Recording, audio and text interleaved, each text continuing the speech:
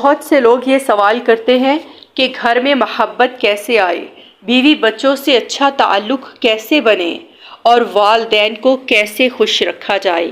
ان سب باتوں کا جواب قرآن و حدیث میں موجود ہے۔ اللہ سبحانہ و تعالیٰ فرماتے ہیں وَعَاشِرُهُنَّ بِالْمَعْرُوفِ، اور اپنی بیویوں کے ساتھ اچھے طریقے سے زندگی گزارو، یعنی بیوی کے ساتھ نرمی، محبت، عزت اور حسن اخلاق سے پیش آؤ۔ غصہ، سختی اور بد زبانی ایمان والے کی شان نہیں ہے۔ نبی پاک صلی اللہ علیہ وآلہ وسلم نے فرمایا خیرکم خیرکم لی اہلہ وانا خیرکم لی اہلہ، تم میں سب سے بہتر وہ ہے جو اپنے گھر والوں کے لیے بہتر ہے، اور میں اپنے گھر والوں کے لیے سب سے بہتر ہوں۔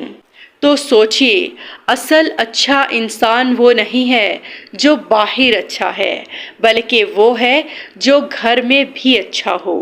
اور والدین کے بارے میں اللہ سبحانہ و تعالیٰ فرماتے ہیں فَلَا تَقُل لَّهُمَا اُفٍّ، انہیں اف تک بھی نہ کہو، یعنی ماں باپ کے سامنے آواز بلند کرنا، غصہ کرنا، بے ادبی کرنا سخت گناہ ہے۔ قرآن پاک میں اس کے لیے واضح حکم موجود ہے۔ اور رشتوں کے بارے میں فرمایا وَاتَّقُوا اللَّهَ الَّذِي تَسَاءَلُونَ بِهِ وَالْأَرْحَامَ، اللہ سے ڈرو جس کا واسطہ دے کر تم ایک دوسرے سے سوال کرتے ہو، اور رشتہ داریوں کا بھی خیال رکھو۔ تو یاد رکھیے گا، جو شخص قرآن کو سیکھ لیتا ہے وہ گھر چلانا بھی سیکھ لیتا ہے۔